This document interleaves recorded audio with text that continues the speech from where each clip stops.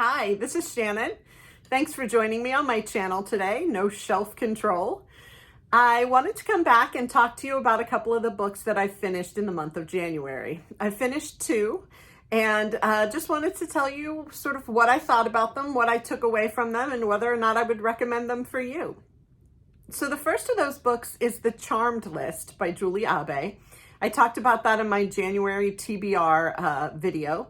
So if you want to go back and see the other books that I have recommended or that I plan to read in the month of January, check out that video. I'll make sure I link it down below.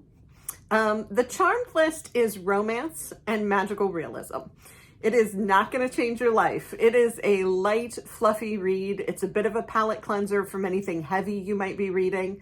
But it was a lot of fun. I really enjoyed it. And if you like romance and if you have a tolerance for magical realism, I would definitely recommend it. The premise of the book is that there's a young woman named Alyssa, she goes by Elli, whose best friend has always been a guy named Jack Yasuda. Now, as they got into high school, Jack started to rebuff Elli and started to not pay attention to her, pick other friends, leave her out in the cold. And she is very hurt by this. She has since found a new best friend in a young woman named Leah, and they have plans for the summer. Now, the title comes from the Charmed List, the list that Elli has made of things that she wants to accomplish this summer with Leah on a trip that they have to take for Elli's magical parents. Now, when I say this is magical realism, there's a whole society built around this idea that some people are magic and some people are not. The magical folks, the folks who have magic, are magic aware. If you marry into a magical family, you're able to become magic aware, but no one else is allowed to know that there is magic. And Julie Abe does a really nice job of sort of building this society, building this world for us, and helping us understand what the rules are in a very light-handed way. It just becomes part of the story, and you start to accept and understand what the rules are of being magic or not being magic. A couple of things about the story. So it is romance. I haven't read a lot of romance, and I really don't love the idea of tropes, but those of you who read romance regularly, you depend on these tropes. You know how the book is going to end up. It's going to end up with a happy ending.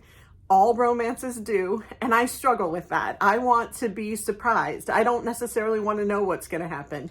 But this is what I've been told is called the friends to enemies to lovers trope. And so that's what you're getting into here with Elli and Jack and their sort of magical society.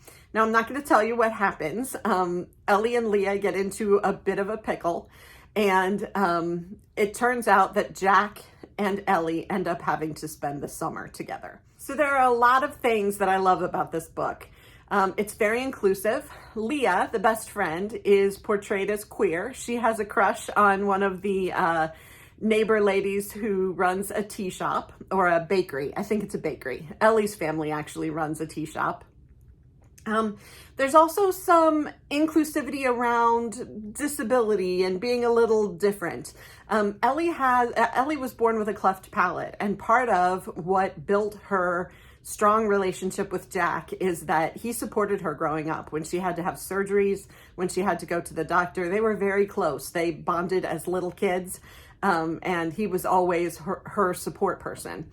One of the things I like about the story that includes Elli's cleft palate is that it's not the focus of the book at all. It's something that's just mentioned. It is used to describe how Jack and Elli got close, and it's part of who Elli is, but it's not the whole story. And I like my characters not to have to be perfect. I can relate to people who have flaws, who have disabilities, who are different and othered in ways that I'm not expecting, and I really appreciated that as part of this book. I also really loved the way that magic was handled in this book. So magic is very subtle. It can't necessarily save lives or change lives. It can do things like put a little bit of confidence in your tea, or put a spell out to keep you safe when you have a flat tire, so that the car is kept safe, and after a certain amount of time, the puncture is repaired in the tire. It's little things, and you have to actually collect magic dust on a regular basis in order to have enough magic to be able to continue to put spells on things and to do things that help other people. I really enjoyed, there are magical cottages and whole little towns that only the magic aware can see, and they were delightful. I loved the way Julie Abe described them and everything that she put into this magical society that she came up with and presented in her book. I guess one more thing that I'll mention, Remy and Cam happen to be Elli and Jack's little brother and sister, and they have a crush on each other that is so evident throughout the book, and it is absolutely charming. They were two of my absolute favorite characters. They are so much fun and so delightful. So I definitely recommend keeping an eye out for Remy and Cam. I won't tell you how Elli's story ends, although it's a romance. It's going to be a happy ending. But there's a lot there to read and to understand. Some things happen between Elli and Leah. Things happen between Elli and Jack. And you will be left wanting to see how this story turns out. It's not exactly the way you expect, even if it is a happy ending. So I would highly recommend that if you're looking for a light romantic read with a little bit of magical realism, you check out The Charmed List by Julie Abe. The other book that I'd like to tell you a little bit about is The House in the Cerulean Sea. Now, this one is bound to be a favorite of mine this year. Really enjoyed it. As I mentioned in my January video, I read this with my son. So this is an adult book. He's only 15. It was perfectly appropriate for him. And we both really enjoyed it. We enjoyed the characters. We enjoyed the plot. It was great. Now, coincidentally, this happens to be another book with magical realism in it. And I wouldn't necessarily say that magical realism is something that I gravitate toward, but I found these two books and happened to really enjoy both of them. House in the Cerulean Sea, definitely more my favorite than The Charmed List. But both really good. I would say that The House in the Cerulean Sea is a little weightier, has a little bit more heft to it. And I don't mean the length of the book. I just mean sort of the subject matter and how it's presented. It is not a romance by definition, but really, really good. The book is the story of Linus Baker. He is a social worker with a organization called Dichomy, which is the department in charge of magical youth. And T.J. Klune, the author of this book, does some really funny things. So he talks about Dichomy, this organization that Linus works for, and he talks about Linus being called in front of extremely upper management. And that's actually the name of the department, extremely upper management, in all caps throughout the book. So Linus is called in front of extremely upper management and sent to an orphanage that is on a cliff above an island that is pretty far away from London. Don't know exactly where it is. It could be completely made up. But he lives in London and he travels out to this island and then up to the orphanage on the cliff to check on the magical children that are being raised there. Now, Linus is a bit of a curmudgeon. He's tied to his job, follows the rules and regulations, which is actually the handbook that extremely upper management provides. He follows them very closely. He finds his job to be drudgery, but he does it in an extremely regimented way and very well. He's well thought of by extremely upper management, but he's definitely a rigid kind of guy. So he is sent to this orphanage to check on these children, and there meets the head of the orphanage, whose name is Arthur, and he also meets all of the children. Now, there are 5 or 6 children there, and they are all different kinds of magical beings. So you have a gnome, a pixie, a wyvern. I still don't know what a wyvern is, but it's a flying creature of some sort. You have the Antichrist, and you also have, who am I forgetting? Oh, a boy that turns into a dog. And then you have Chauncey. Chauncey was our absolute favorite character, my son's favorite character and mine. We're not sure what kind of magical being he is. It's not described clearly in the book. Nobody seems to know what Chauncey is. Chauncey is a blobby, gelatinous kind of creature who lives in water and desperately, desperately wants to be a bellhop. And he is just the cutest, most adorable, endearing character that I have run into in a very long time. So we absolutely loved Chauncey.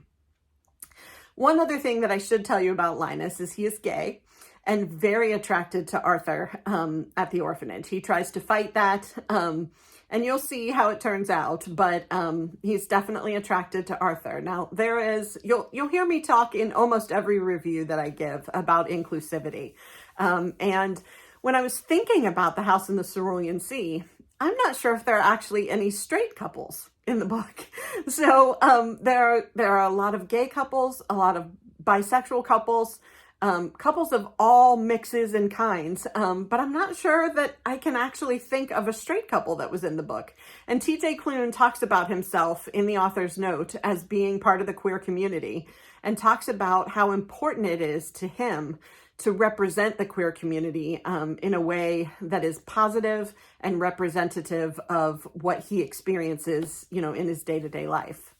Now, the point of this book is really about the fact that the magical children, all magicals, are separated from the rest of society. There are signs in places in public that say, see something, say something. People are afraid of the magical beings. Now, they live and work among the regular people, but they're not treated like the average person. There is a lot of fear around them. And the people of the island, above which the orphanage sits on the cliff, have been paid to keep their mouths shut and not to object to the fact that these magical children live there.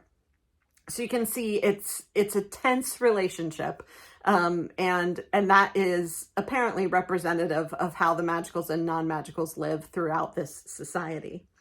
There's so much in this book that is so much fun. References to old music. You'll hear about some Elvis, some Bobby Darin, The Day the Music Died. I almost wish there was a soundtrack to this book because I think it would be a lot of fun. There's also a lot of talk of nature. The gnome and the pixie are both very involved in like gardening and nature, and there's a nature theme that goes throughout the book. And then there's some references to poetry and writing that I really enjoyed. One of the characters is a very dedicated writer and a very talented writer. He is one of the orphans and magical creatures that live in the orphanage with Arthur. The point of the book is really about discrimination. It's very much, like I said about one of the other books that I reviewed the other day, you could swap magical for anything that others a person in our society. So whether it's gender, sexuality, disability, ethnicity, race, whatever that is, you could swap that for being magical in this book. And that's what this message is about. It's about the fact that we are all truly the same, that we have the same needs, many of the same interests, that we just aren't as different as we may think, and that fear doesn't need to be part of the relationship between people that are different. And I really, really enjoyed that. So Arthur and the children are all different in different ways. And I think that the message that TJ Klune delivers in this book is done very softly, very subtly, but it's done with a lot of power. And it's a story that keeps you going. You want to see what's going to happen with Linus, how he's going to reconcile his curmudgeonly self to all of these children and to Arthur, and what he's going to do as he reports back to extremely upper management about whether or not this orphanage should stay open. So it's a driving story that will keep your interest, but it also delivers a very heartfelt message that I thought was important and that I thought was very interesting. So TJ Klune does have a second book. I was under the impression that it was a sequel, But in looking at it last night, I think that maybe it isn't. It's called Under the Whispering Door. And I've heard really good things about it as well, but I do not believe that it is actually a sequel to The House in the Cerulean Sea. I would highly recommend The House in the Cerulean Sea, though. There are times when it's difficult to find an adult book that appeals both to me as an adult and to my son who's 15. And this book really did that. I have friends who have just raved about this book. Hello, Gentian Bittis. And I was excited to give it a try. Really excited to understand the message that TJ Klune is trying to deliver, and just thoroughly enjoyed this book. So I would be surprised if it is not on my top 10 list at the end of the year. So thank you for joining me tonight. I will be back later this week to talk about other books that I have been reading and provide you with some more videos. I am thoroughly enjoying having the opportunity to do this with you, and I hope that you're enjoying the videos too.